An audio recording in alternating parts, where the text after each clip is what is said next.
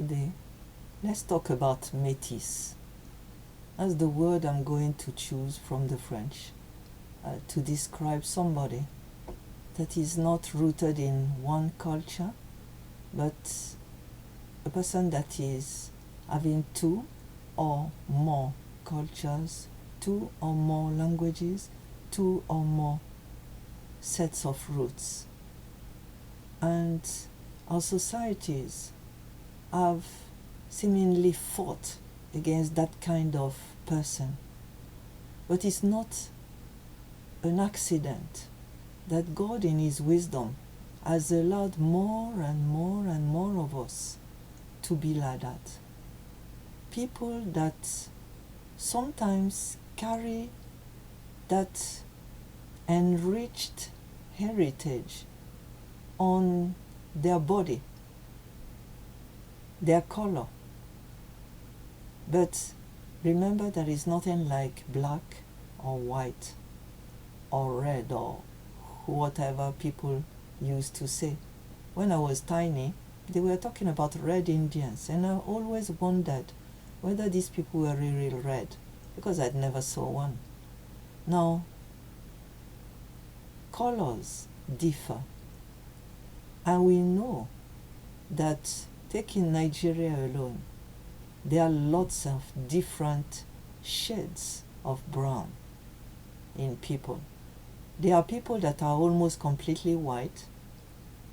There are people that are light brown, mostly in the Igbo region. And the more you go north, the darker. But the Fulanis are having a clearer kind of hue. And we know that there are lots of mix in the colors. So let's stop first to join the stupid talks around us that talk in black and white, because as people say, there's no black and white anywhere, whether it's in the discourse or whether it's physical or anywhere. Nothing is black and white. So let's forget about this and let us look at what is a métis. Somebody that has not just one heritage. For example, somebody English whose father and mother are English. And we know it's very rare now. You may find that your father and mother are just born in the same region of the world, but what about your ancestors? And now DNA allows us to know that we all have a mixed ancestry, but it's becoming more and more. And some of us have a multiple heritage. It's not only in our DNA, but also in our cultures, the cultures that we inherited from our parents, grandparents, uncle, aunties, and family at large. It's languages that we have inherited. For example, people in Wales that are speaking English, but they are also speaking Welsh. What about Scotland? You have Gaelic there. And then we have our patois, these local varieties, like people from Glasgow, Glaswegians, that are speaking one kind of English that if you are outside town, you may not even understand. So it's a matter of culture, languages, behaviors, mannerisms, ways of thinking. And most of us have not even only two, but several. And depending the way we approach that, we find out that it can be considered as positive or negative. Let's look at the positives first. Having a mixed heritage, being a métis, is bringing into our wealth a lot of languages, and meaning if you know more than one language, then it means that you have more than one way of thinking, one way of putting words together. Like German puts the verb at the end. Languages like French have masculine and feminine genders in words. English is using verbs where French would use nouns. And so it's a way of framing the world.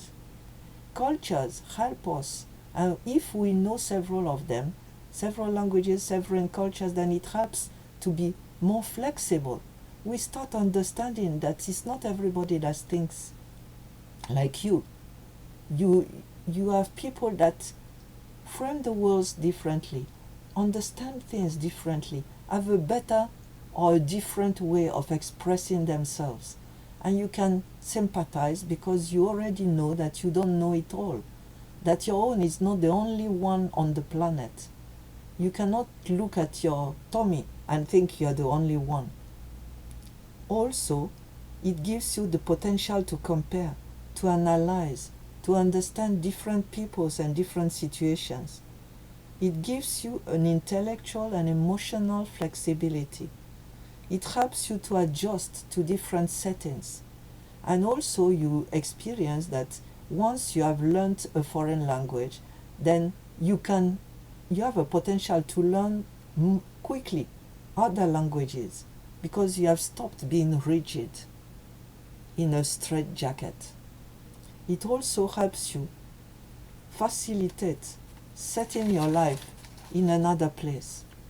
But of course, being multilingual, multicultural can also be a bewildering and sometimes confusing state to be in, because especially when all the others around us have seemingly only one, and they seem to be rooted, and they claim that they are this or they are that. I am English, I am Spanish, I am German, I am Nigerian. And then you start asking yourself, what am I? And if you have a mixed ancestry, your parents being from different countries or different continents, then you may try and speak one language and people will say, why are you speaking funny like that? And then you feel rejected. Then you go the other side and people say, what? I was born in France. And after coming back to France, after 20 plus years in Nigeria, I was speaking to somebody, speaking French. And the person said, are you French? I said, why? He said, you speak with a funny accent. And I thought, how weird that somebody could say such a thing when we know that the accents differ from one angle to the other in the country. You may also find that you are misunderstood when you try to live displaying your mix of DNA, your different ways of speaking, your different ways of thinking, because of the culture you have been in. And it's not only a physical issue. There are many millions of people on the earth now that are métis culturel, cultural métis, like French people that moved to the US and they lived all their life there. And they cannot say they are completely French the way the French that have never moved are. They have a different way of thinking because they have known another area, another way, another set of people. Sometimes people are bullying us into choosing one side. It has happened so many times to people in my family. And you had said, are you this or are you that? I say, hold on, I'm neither nor. Why do you force me to choose? I want to be myself. And it takes boldness to decide that you don't follow the crowds. We are unique, like unique diamonds. Not one diamond is like the other. And from diamond in the rough, gradually, through experience and living, we become more beautiful, more shining.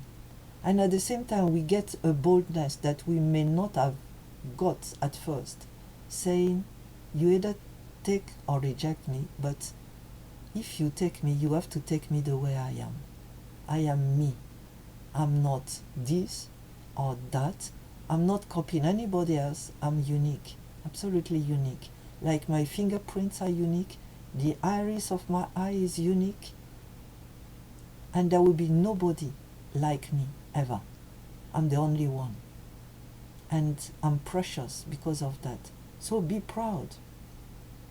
And we may end feeling sometimes restless and unstable. Maybe you are Franco-Nigerian. So you go to France, people are saying, are you French really? Then you go to Nigeria, they say, oh, you're a foreigner. But we have to accept that this criticism is just showing ignorance. We have to go beyond that and find out that it's not an accident, that God is bringing up more and more people like that. More people, multicultural, multilingual, and mixed, that whose ancestry is not only 1 or 2 or 3, sometimes far more. For example, I was born in France from a French father whose grandmother was German, and a mother that was from Belgium whose ancestors were Spanish. And then I married a Nigerian and I went there. So you see, now we live in the UK. Whose roots will be our own? All of them. That's a wealth. And Jesus was a métis. He was from heaven and he came to earth. And many a time, people thought he was a foreigner. But at the same time, people that knew him used to call him Joseph's son, Mary's son, and they recognized that he was raised up in Nazareth. So people recognized that he was part of the country. And we know that there are so many other people that moved in the Bible. We know about Esther. We know about Ruth. We know about Daniel that was in Babylon. We know about the first believers that came together from all cultures. And remember to the end, Galatians 3:28 said, neither Jew nor Gentile, nor slave nor free, no male, no female, we are all one in Christ Jesus.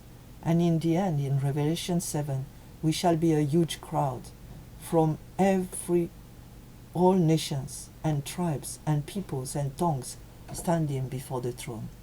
So rejoice in your diversity.